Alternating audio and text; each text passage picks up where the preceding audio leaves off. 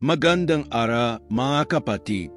Malugod ko kayong tinatanggap sa ating espesyal na video na ito. Ako'y lubos na nagagalak sa pagkakataong makasama kayong lahat sa araw na ito. Habang tayo'y nag-aaral at nagmumini-mini sa mga makapangyarihang panalangin na matatagpuan sa ating banal na kasulatan. Ang ating tema ngayon ay ang pinakamakapangyarihang mga panalangin sa Biblia at tututok tayo sa mga awit 23, 71 at 55. Bilang isang komunidad ng mga mananampalataya, mahalaga ang pagkakaroon ng malalim na pag-unawa sa mga panalangin na ito. Ang mga awit na ito ay hindi lamang mga tula. Sila ay mga panalangin na puno ng pag-asa, lakas, at katiyakan na tayo'y may isang Diyos na patuloy na nagmamahal at nag-alaga sa ating. Sa bawat talutod, makikita natin ang halaga ng pananampalataya at ang kapangyarihan ng panalangin sa ating buhay. Unahin natin ang awit 23 na kilala bilang awit ng pastol. Sa talatang ito, sinasabi, ang Panginoon ang aking pastol, hindi ako magkukulang. Isang napakagandang paalala ito na sa kahit anong sitwasyon, ang Panginoon ay nandiyan upang tayo'y pangalagaan. Sa mundo na puno ng pagsubok at hamon, napakahalaga na tayo'y manampalataya na mayroong isang pastol na nagmamasid sa ating. Anong mga karanasan ang mayroon kayo na sa gitna ng mga pagsubok, naramdaman ninyo ang presensya ng Diyos? I-share ninyo ang inyong mga kwento sa comment section sa ibaba. Susunod, pag-usapan natin ang awit 71 na tinatawag na awit ng proteksyon. Ang mga talatang ito ay nagtuturo sa atin ng kahalagahan ng pagtitiwala sa Diyos sa panahon ng pangani.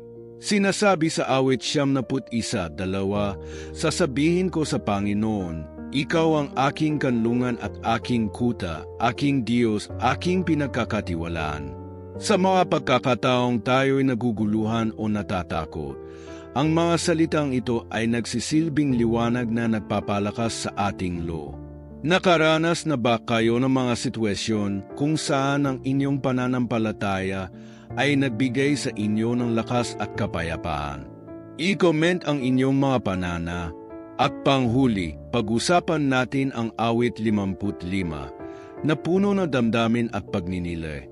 Dito, makikita natin ang mga pagsusumamo ng isang tao na dumaranas ng kalungkutan at pangungulila. Sa awit 55:22, sinasabi, ihagis mo sa Panginoon ang iyong pasanin at siya'y mag-alaga sa iyo. Sa mga pagkakataong tila ba ang bigat ng mundo ay nakasalalay sa ating mga balikat, napakahalaga na tayo'y lumapit sa Diyos at ipagkatiwala ang ating mga alalahanin sa Kanya. Sa mga pagkakataong ito, ano ang mga pasanin na nais ninyong ipagkatiwala sa Panginoon? Magkumustahan tayo sa comment section. Habang tayo'y magpapatuloy sa ating pagtalakay sa mga makapangyarihang panalangin na ito, inanyayahan ko kayong manatili sa ating pag-uusap at magbigay ng inyong mga panana. Huwag kalimutang mag-subscribe sa ating channel upang lagi kayong updated sa mga susunod pang mga video na puno ng inspirasyon at pag-asa. Ang inyong mga komento at reaksyon ay labis na mahalaga sa amin, kaya't huwag kayong magatubiling makipag-ugnaya. Tayo'y sama-samang maglakbay sa pag-aral ng salita ng Diyos. Sa mga panalangin ng awit 23, 71 at 55, matutuklasan natin ang mga aral at inspirasyon na magdadala sa atin sa mas malalim na relasyon sa ating Diyos. Ang bawat panalangin ay may kanya-kanyang mensahe at kapangyarihan na makakatulong sa ating paglalakbay sa pananampalataya. Kaya't samahan ninyo ako, mga kapatid, sa pagtuklas ng mga ito. Magsimula na tayo. Sa ating pagninilay-nilay sa awit 23, makikita natin ang malalim na mensahe ng pag-alaga at proteksyon ng Diyos. Ang talatang ito ay nagsasalaysay ng isang napaka-maimpluwensyang ime, ang Diyos bilang pasto. Ang mga tupa na kumakatawan sa kanyang mga ta ay hindi natatakot dahil alam nila mayroon silang isang maasahang tagapag-alaga na laging nariyan upang gabayan at protektahan sila. Sa mundong puno ng mga pagsubok at panganib, ang pag-alam na tayo ay inalagaan ng isang makapangyarihang Diyos ay nagbibigay sa atin ng kapayapaan at lakas. Sa ating pang-araw-araw na buhay, madalas tayong nahaharap sa mga hamon na nagdudulot ng takot at pangamba. Sa mga oras na tayo ay nag-aalala, ang awit 23 ay nagsisilbing paalala na hindi tayo nag-isa. Ang Diyos ay mayroong plano para sa atin at Siya ay handang magbigay ng gabay sa bawat hakbang ng ating buhay. Bilang pastol, pinapastulan niya tayo, sabi ng awit, na nangangahulugang Siya ay laging nariyan upang magbigay ng mga pangangailangan natin. Kahit nasa gitna ng mga madidilim na sandali, ang Kanyang presensya ang nagbibigay sa atin ng lakas at katiyakan na tayo ay ligtas. Ang awit 71 naman ay nagdadala sa atin sa mas malalim na pag-unawa sa pagtitiwala sa Diyos sa harap ng panganib. Ang mga pangako ng Diyos ay tila isang fortress na nagbibigay sa atin ng kaligtasan mula sa mga pagsubok ng buhay. Siyang tumatahan sa lihim na dako ng kataas-taasan ay mamumuhay sa lilim ng makapangyarihan, ang nagsasad ng talata. Dito, ipinapakita ang kahalagahan ng pagkakaroon ng relasyon sa Diyos na nagbibigay ng kaligtasan. Ang ating pagtitiwala sa Kanya ay hindi lamang nakasalalay sa mga pangako, kundi sa ating karanasan sa Kanyang katapatan sa kabila ng mga pagsubok. Maraming tao ang nahaharap sa mga pagsubok na tila hindi na natin kayang lampasan. Sa mga pagkakataong ang awit 71 ay nagsisilbing paalala na mayroong Diyos na handang umagapay sa ating. Ang Kanyang mga pangako ay nagbibigay ng lakas ng loob at pag-asa. Sa mga sandali ng takot at pangamba, ang mga salitang ito ay nagiging liwanag na naggagabay sa atin sa madidilim na daan. Ang lahat ng ito ay nagpapatunay na ang Diyos ay tunay na isang kanlungan sa ating mga panahon ng pangangailangan. Sa kabilang banda, ang awit 55 ay nagpapakita ng isang makatawid na pagkilala sa ating mga pighati at tako. Ang manunulat ay hindi nagatubiling ipahayag ang kanyang mga saloobin at humingi ng tulong mula sa Diyos. Ito ay nagtuturo sa atin ng isang mahalagang aral, ang pagbabahagi ng ating mga pasanin sa Diyos. Madalas tayong nagdadala ng mga pasanin na tila napakabigat, ngunit sa awit na ito, makikita natin na ang Diyos ay handang makinig at tumugon sa ating mga panalangin. Ang pakikipag-usap sa Diyos ay hindi lamang isang obligasyon, kundi isang pagkakataon upang ipahayag ang ating mga damdamin. Sa panahon ng pighati, ang ating panalangin ay nagiging daan upang maipahayag ang ating mga takot at pag-aalala. Ang Diyos ay hindi lamang nakikinig, kundi Siya rin ay nagbibigay ng kaaliwan at solusyon sa ating mga suliranin. Ang Kanyang kakayahang makinig at tumugon ay nagbibigay sa atin ng pag-asa na ang ating mga panalangin ay hindi nawawalan ng halaga. Sa kabuuan, ang mga awit 23, 71 at 55 ay mga makapangyarihang paalala ng presensya ng Diyos sa ating buhay. Ang pag-aalaga, proteksyon at kakayahang makinig ng Diyos ay nagbibigay sa atin ng lakas at kapayapaan. Sa ating mga pagsubok at pighati, naway patuloy tayong lumapit sa Kanya, humingi ng tulong at magtiwala sa Kanyang mga pangak. Sa bawat hakbang ng ating buhay, lagi tayong alalahanin na mayroong Diyos na nagmamalasakit sa atin, handang magbigay ng gabay at proteksyon sa lahat ng oras. Sa awit 71, ating matutunghayan ang napakalalim na mensahe ng pagtitiwala sa Diyos sa kabila ng mga panganib ng buhay. Ang mga talatang ito ay nagbibigay din sa isang mahalagang katotohanan. Ang Diyos ay ating kanlungan at kalasa. Sa makabagbag damdaming mundo na puno ng takot at pangamba, ang awit 71 ay nagsisilbing liwanag na nagtuturo sa atin na hindi tayo nag-iisa sa ating mga laban. Ipinapahayag ng mga talata na ang mga nagtitiwala sa Kanya ay hindi lamang tinutulungan, kundi pinoprotektahan din sa mga panganib na nag-abang sa ating. Ang mga salitang, sa ilalim ng kanyang mga pakpak, ikaw ay makatitiyak ng kaligtasan, ay nagbibigay ng isang masilayan na larawan ng pagkakaroon na malapit na ugnayan sa Diyos. Ang pag-iisip na ang Diyos ay parang isang inayang nag-alaga sa kanyang mga anak ay nagdadala ng kapayapaan sa ating mga puso. Sa ating mga sandaling naguguluhan, ang ating pananampalataya ay nagiging ating kalasa. Ang kanyang mga pangako sa awit 71 ay hindi lamang mga salita, kundi mga katotohanan na ating dapat yakapin. Ang mga salitang ito ay maaaring maging ating gabay sa paglalakbay sa buhay, lalo na sa mga pagkakataong tila ang mundo ay tumutokso at nag-aanyaya ng tako. Madalas, ang mga pagsubok ay dumarating sa ating buhay sa mga hindi inaasahang pagkakataon. Gayunpaman, ang awit 71 ay nagsasad na sa kabila ng lahat ng ito, tayo ay mayroong Diyos na handang umagapa. Hindi ka matatakot sa mga pangil ng gabi, ni sa mga palaso na pumapana sa araw. Sa ganitong mga pagkakataon, napakahalaga na tayo ay manalangin. Ang ating mga panalangin ay hindi lamang mga salita, kundi mga pag-amin na tayo ay nangangailangan ng tulong. Sa pagdarasal, isinusuko natin ang ating mga takot at pangamba sa Diyos na sa Kanya ay mayroon tayong katiyakan ng kaligtasan. Ang awit 71 ay nagbibigay ng pag-asa sa mga tao na naguguluhan at nag-aalala. Sa mga oras ng pagsubo, ang pag-alala sa mga pangako ng Diyos ay nagbibigay ng lakas at ali. Malapit sa Kanya ay walang masamang mangyayari. Ang mga katagang ito ay nagsisilbing paalala sa atin na ang Diyos ay hindi naliligaw ng landa. Ang Kanyang mga pangako ay hindi nagbabago at sa ating mga oras ng pangangailangan, Siya ay laging nariya. Ang ating pagtitiwala sa Kanya ay nagiging pundasyon ng ating pananampalataya. Minsan, nagiging mahirap na magtiwala, lalo na kung ang mga sitwasyon ay tila hindi na kayang ayusin. Pero dito pumapasok ang kahalagahan ng pagninilay sa mga mensahe ng awit 71.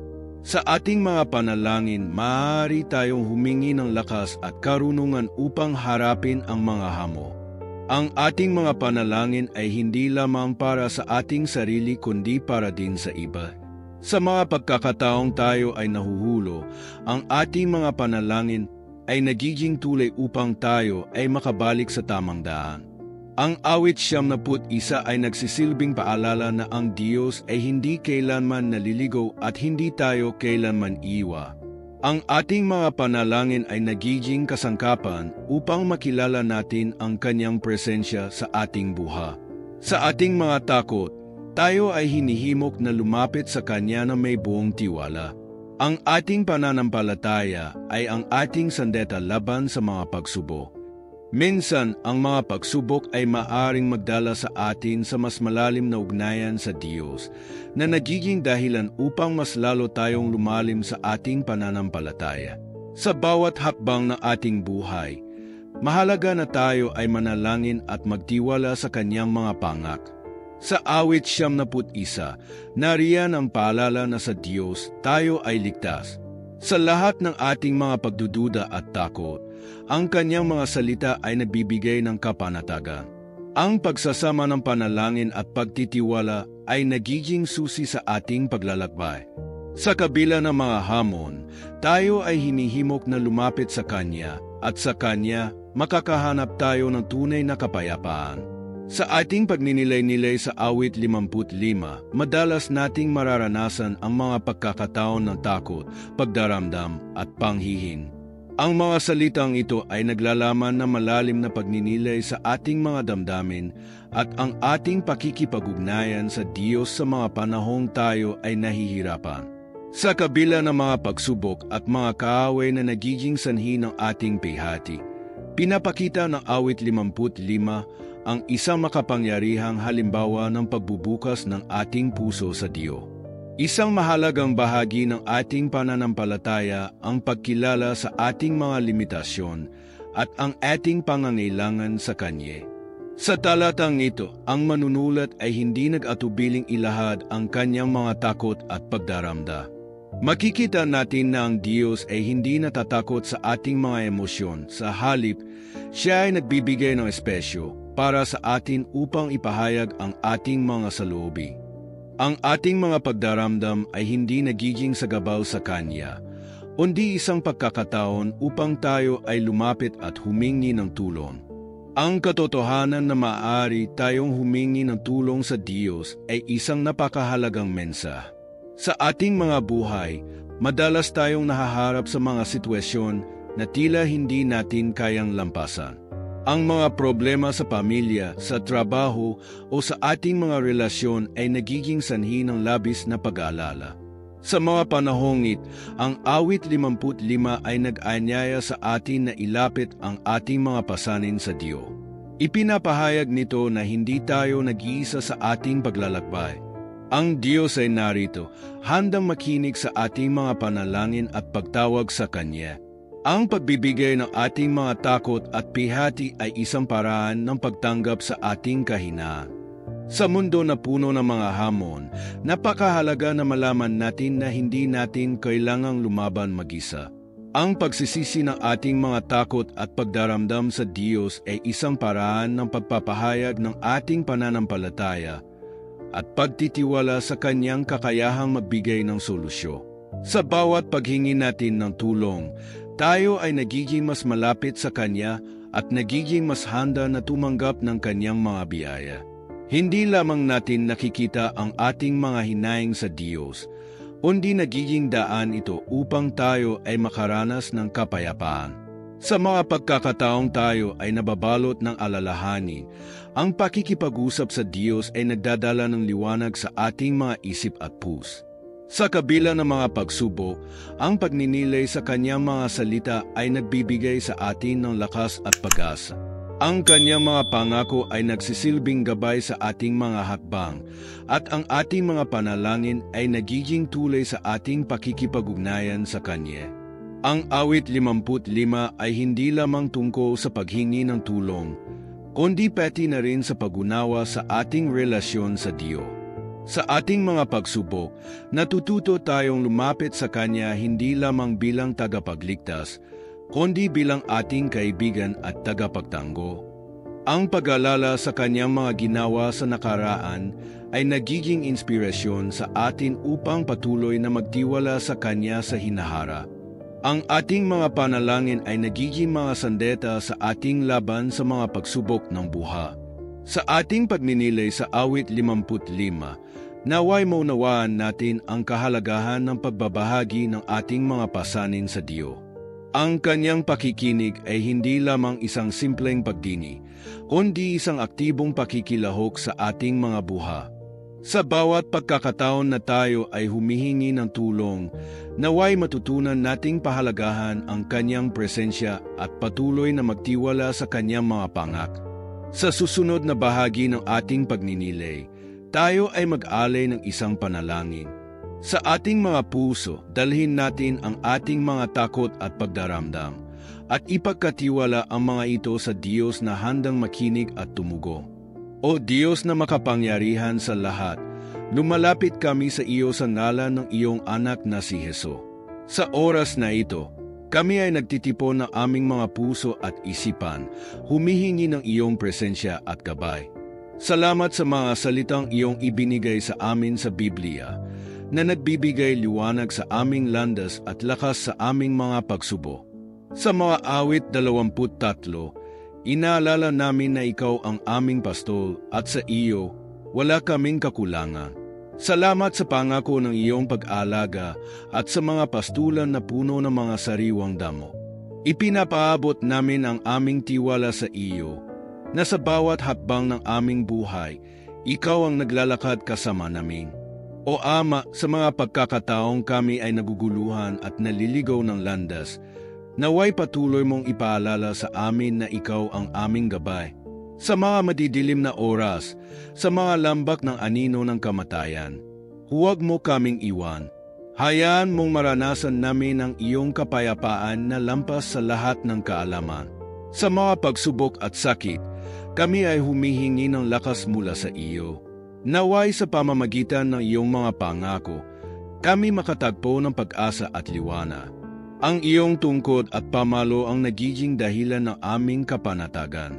Panginoon, sa mga awit 71, kami ay nagtitiwala na sa ilalim ng iyong mga pakpak. Kami ay ligtas. Sa mga oras ng panganib, ikaw ang aming kanlungan at kuta. Salamat sa iyong pangako na hindi mo kami iiwan o pababayaan. Sa mga balitang nagdudulot ng takot at pangamba, kami ay humihingi ng iyong proteksyon. Naway ang iyong mga anghel ay magbantay sa amin at sa aming mga mahal sa buha. Bawat hakbang na aming tatahakin, nais naming maramdaman ang iyong presensya sa aming tabi na nagdadala ng kaginawahan at katiwasaya. O Diyos, sa mga panahong kami ay nalulumbay, hayaan mong matutunan naming tumawag sa iyo, gaya ng sinasabi sa mga awit 55. Kung kami ay may mga pasakit, huwag kaming matakot na ibuhos ang aming mga damdamin sa iyo. Ikaw ang nakakaalam ng aming mga puso at mga saloobin. Naway sa aming mga panalangin, maramdaman namin ang iyong pag-ibig at pagkalinga. Sa bawat hikbi at hikbi, kami ay lumalapit sa iyo, umaasang ikaw ang makikinig at magbibigay ng katiyakan sa aming mga puso. Sa mga pagkakataong kami ay naguguluhan, naway bigyan mo kami ng karunungan upang makilala ang iyong kalooban. Sa mga desisyong aming ginagawa, nais naming itaas ang aming mga mata sa iyo. Ipinagdarasal namin ang aming mga pamilya, mga kaibigan at lahat ng nasa paligid namin. Naway ang iyong liwanag ay magbigay ng gabay sa kanila at ang iyong pagmamahal ay magbigay ng lakas sa bawat isa. Panginoon, sa aming mga paglalakbay, kami ay humihingi ng iyong tulong. Sa bawat hamon na aming haharapin, naway makilala namin ang iyong kapangyarihan. Sa mga pagkakataong kami ay nahuhulo, hayaan mong kami ay bumangon muli sa pamamagitan ng iyong biyaya. Ang aming mga takot at pangarap ay iyong nalalaman at sa iyo kami nagtitiwala na ang lahat ng bagay ay may dahilan. O Diyos, sa aming mga panalangin, nais naming ipagpasalamat ang mga biyayang natamo. Sa mga simpleng bagay, hayaan mong kami ay maging mapagpasalamat at matutong makita ang iyong kabutihan sa aming buha. Bawat araw ay isang bagong pagkakataon upang makilala ka at itaguyod ang iyong kaharian dito sa lupa. Sa mga pagkakataong kami ay naguguluhan, naway ang iyong salita ang maging aming gabay. Patuloy kaming umaasa sa iyong mga pangako. Sa bawat araw na kami ay bumango, naway ang aming mga puso ay punuin ng pag-ibig at malasakit sa isa't isa na nagmumula sa iyong halimbaw. Sa aming mga ugnayan, hayaan mong maghari ang iyong kapayapaan at pagkakaisa. Sa bawat laban na aming hinaharap, naway maging inspirasyon kami sa iba na sa kabila ng mga pagsubok, ang iyong pagmamahal ay hindi kailanman nagwawag. Sa mga oras ng pag-aalinlangan, hayaan mong kami ay magsalita ng katotohanan at pag-asa. Ang mundo ay puno ng mga pagsubok at hamon, ngunit sa iyo, Panginoon, kami ay may matibay na pundasyo. Sa mga panahon na hindi pagkakaintindihan, tulungan mo kaming maging mga tagapamagitan ng iyong kapayapaan. Sa bawat pagkakataon, naway maging ilaw kami sa dilim at patunay ng iyong kabutihan sa lahat ng ta. O Diyos na aming Ama, sa bawat paglipas ng araw, kami ay patuloy na lumalapit sa iyo. Nag-alay ng aming mga panalangin at pasasalamat. Sa mundong puno ng kaguluhan, ang iyong presensya ang aming kanlungan. Sa bawat hamon na dumarating, kami ay nagtitiwala na ang iyong mga kamay ang nagdadala sa amin sa tagumpay. Sa mga pagkakataong kami ay nahihirapan, naway patuloy mong ipaalala sa amin ang iyong mga pangako na hindi magbabag. Sa mga pasakit, hayaan mong kami ay makahanap ng lakas sa aming pananampalataya at sa aming pagkakaalam na ikaw ay laging naririt. Panginoon, sa mga oras ng pag-aalinlangan, bigyan mo kami ng tapang na harapin ang mga pagsubo. Naway ang aming mga puso ay punuin ng pag-asa at ang aming mga isip ay mapanlikha sa paghanap ng solusyon sa mga problemang aming kinahahara. Sa mga pagkakataong kami ay naguguluhan, Tulungan mo kaming makahanap ng kapayapaan sa kalagitnaan ng sigalo. Naway ang iyong liwanag ang magbigay ng gabay upang makilala namin ang tamang landas na aming tatahaki. Sa aming mga pamilya, ipagdarasal namin ang pagkakaisa at pagmamahalan. Naway ang bawat tahanan ay maging lugar ng kapayapaan at kasiyahan. Sa panahon ng hidwaan at di pagkakaintindihan, bigyan mo kami ng kakayahang makinig at magpatawad. Hayaan mong sa bawat oras ng samaan ng loob, kami ay maging mga tagapaghatid ng iyong pag-ibig at pagkakaunawaan. Sa mga bata, naway itaguyod namin ang iyong mga aral at maging magandang halimbawa sa kanilang mga buha. Panginoon, sa mga pagkakataon na kami ay naglilingkod sa iba, tulungan mo kaming maging mapagbigay at handang tumulong. Sa mga nangangailangan, hayaan mong kami ay maging mga kamay mo na nagbibigay ng tulong at pag-asa. Sa bawat ngiti na aming ibinibigay, naway madama nila ang iyong pagmamahal na walang hanggan. Naway ang aming mga salita at gawa ay maging inspirasyon sa iba upang sila rin ay makilala ka at ang iyong kabutihan. O Diyos, sa mga oras ng kasiyahan, huwag mo kaming kalimutan. Sa bawat tagumpay at biyayang natamo, ipagpasalamat namin ang iyong mga kamay na nagtatrabaho sa aming buha. Naway ang aming mga puso ay maging puno ng pasasalamat at ang aming mga bibig ay laging nag-aawit ng iyong mga papur. Sa mga simpleng bagay, hayaan mong makita namin ang iyong kamangha-manghang mga gawa at ang kagandahan ng iyong likha.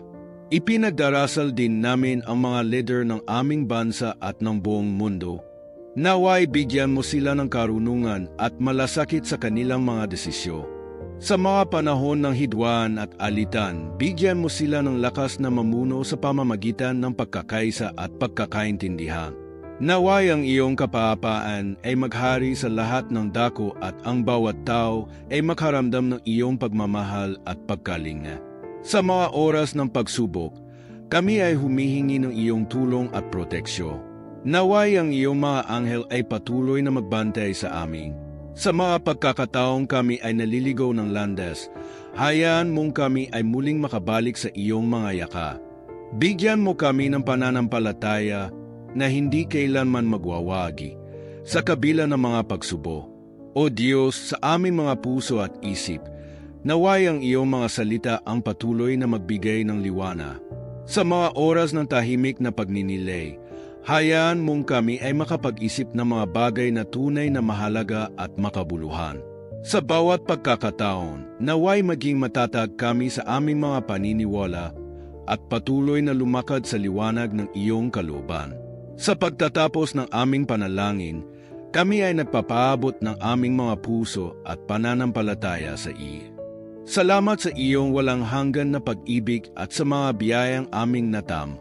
Naway sa bawat hakbang ng aming buhay, ang aming mga ginagawa ay magdala ng kaluwalhatian sa iyong ngalan. Sa ngalan ng iyong anak na si Jesus, kami ay nananalangin. Amen.